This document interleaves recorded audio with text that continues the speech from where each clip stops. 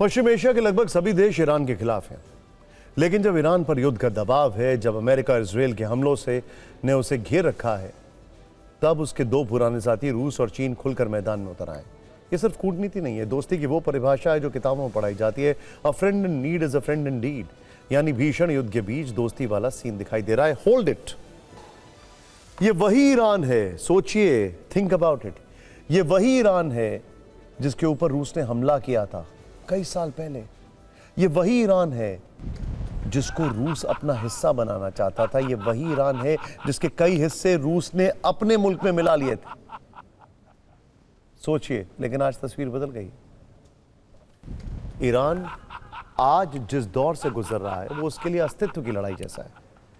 ऐसे समय में रूस का आगे आकर सैन्य मदद देना, ड्रोन तकनीक और जरूरी संसाधन उपलब्ध कराना, यह दिखाता है कि यूक्रेन से युद्ध में ईरान ने जो रूस की मदद की, वही मदद रूस भी ईरान की इस युद्ध में कर रहा है। तो वहीं चीन, जो अक्सर सीधे टकराव से बचता है, वो भी पीछे नहीं है।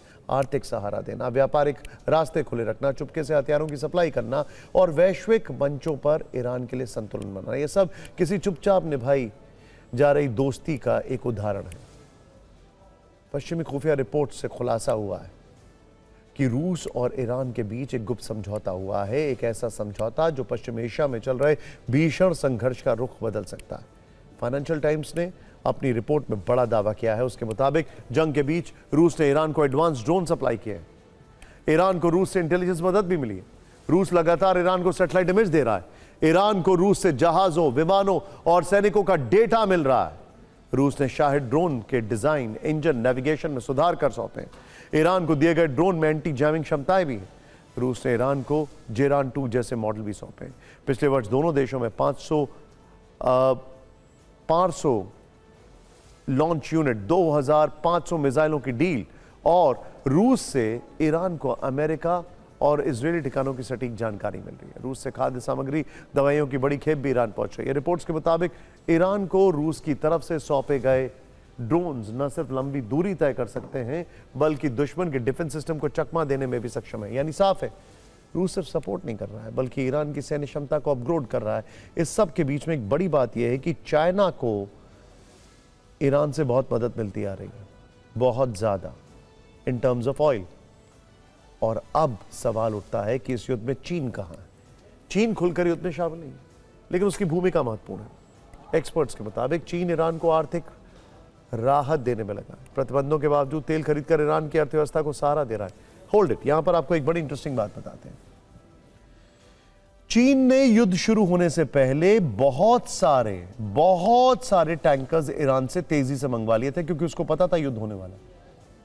पूरी दुनिया को पता था और सारे ट्रांजैक्शंस वुहान में किए जा रहे हैं और यही ईरान भी चाहता है, पूरी दुनिया से भी। खैर, अटलांटिक काउंसिल ने अपनी रिपोर्ट में बड़ा दावा किया। इसके मुताबिक जंग के दौरान भी ईरान को चीन से रॉकेट फ्यूल की सप्लाई हो रही है, गुपचुप तरीके से। चीन पर ईरान को डुअल यूज मटेरियल की सप्लाई के आरोप लगे। ईरानी शैडो नेटवर्क और इंटरमीडिएरी से केमिकल की खरीद हो रही है। रॉकेट फ्यूल और मिसाइल सिस्टम में केमिकल का इस्तेमाल होता है। चीन के से कई देशों के जरिए सप्लाई होने से ट्रैकिंग मुश्किल होती है। सैंक्शंस के बावजूद सप्लाई चेन में गैप का फायदा उठा रहा है ईरान। मिसाइल प्रोडक्शन के लिए केमिकल सप्लाई पर निर्भर है ईरान। यानी हम कह सकते हैं कि रूस की सैन्य ताकत, चीन से रॉकेट फ्यूल, आर्थिक समर्थन और ईरान की जिद, ये तीनों मिलकर एक ऐसा अलायंस बना रहे हैं जो ट्रंप और नेतन्याहू के बारूदी इरादों पर बहुत बड़ा फर्क डाल सकते हैं। वैसे चीन के नाम से एक और खबर ट्रेंड कर रही है, जिसका कनेक्शन ईरान युद्ध से ही जुड़ा है। मीडिया में ऐसी रिपोर्ट्स हैं कि मई में ईरान युद्ध पर फुल स्टॉप लग सकता है। इसका एक मतलब यह भी है कि जंग खत्म होने में करीब 1.5 महीने और लग सकते हैं और तब तक इसका ग्लोबल असर दुनिया को झेलना होगा। अभी ऐसे कयास लगाए जा रहे हैं कि इसकी कोई आधिकारिक पुष्टि नहीं है। असल में मई के महीने में डोनाल्ड ट्रंप चीन जाने वाले हैं और जहां वो शी जिनपिंग से मिलेंगे। इसी आधार पर यह खबरें चल रही हैं कि शायद वहां कोई बात बन जाए। यहां यह जानना भी जरूरी है कि ईरान और चीन के मधुर संबंध हैं, जिसे ट्रंप कैश करने की कोशिश कर सकते हैं। देखिए, पश्चिमी मीडिया में इस तरह की खबरें आई थी कि मौजूदा जंग में ईरान को चीन का काफी साथ मिल रहा है। तो चीन ये कभी नहीं चाहेगा कि अमेरिका ईरान को पूरी तरह तबाह करे और वहां अपना शासन चलाए।